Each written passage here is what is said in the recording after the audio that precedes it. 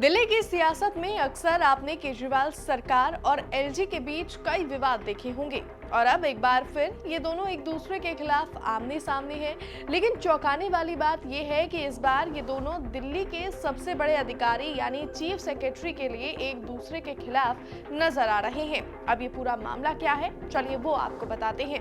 नमस्कार, दिल्ली तक देख रहे हैं आप, मैं हूँ आपके साथ वैशाली महेश्वरी। जैसा कि आप सभी जानते होंगे कि बीते कई दिनों से केजरीवाल सरकार ने दिल्ली के सबसे बड़े अधिकारी यानी चीफ सेक्रेटरी नरेश कुमार के खिलाफ भ्रष्टाचार के मामले में मोर्चा खोला हुआ है, जिसे लेकर बीते दिनों दिल्ली सरकार में मंत्री आतिशी ने सीएम अरविंद केजरीवाल को 650 पन्ने की रिपोर्ट भेजी थी।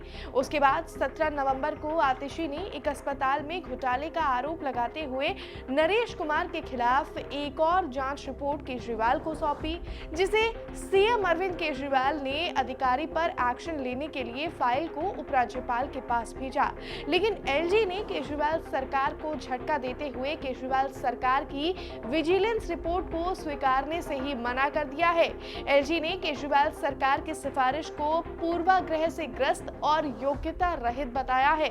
इसके साथ ही उपराज्यपाल विनय कुमार सक्सेना ने मुख्यमंत्री अरविंद केजरीवाल को एक नोट लिखा है। अब उस नोट में क्या लिखा है और अरविंद केजरीवाल को एलजी ने क्या कहा है, वो आपको बताते हैं। मुख्य सचिव और डिविजनल कमिश्नर की सिफारिश पर मैंने पहले ही सीबीआई जांच की सिफारिश का अनुमोदन किया है और मामले की सीबीआई जांच चल रही है, इसीलिए मेरे सामने विचार के लिए रखी गई सिफारिश पूर्वाग्रह से ग्रस्त है और योग्यता रहित है, इसीलिए हम इस पर सहमत नहीं हो सकते।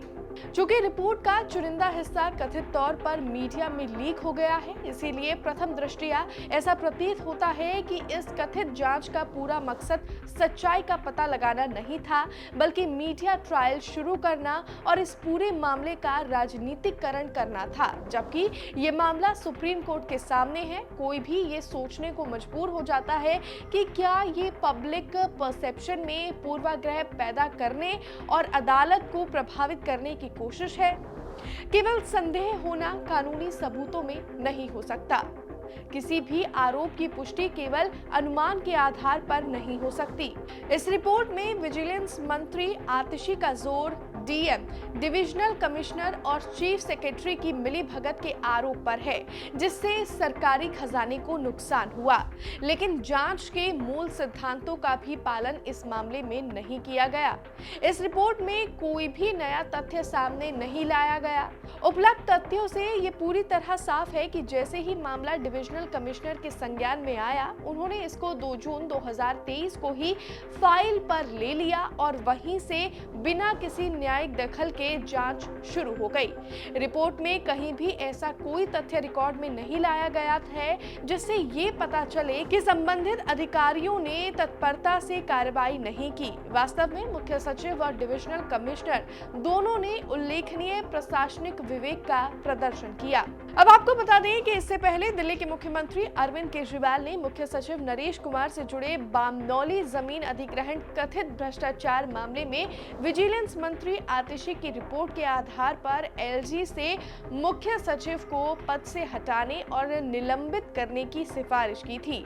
एलजी ने केजरीवाल सरकार की इस फाइल को तो लौटा दिया है, जिससे ये कहना गलत नहीं है कि आने वाले दिनों में दिल्ली की सियासत में एक नया सियासी तूफान देखने को मिल सकता है। बहरहाल इस पूरे सियासी विवाद पर आपकी क्या कुछ राय है, हमें कमेंट्स में जरूर बताएं। मुझे दीजिए इजाजत और दिल्ली से जुड़ी हुई तमाम खबरों के लिए आप देखते रहिए दिल्ली तक।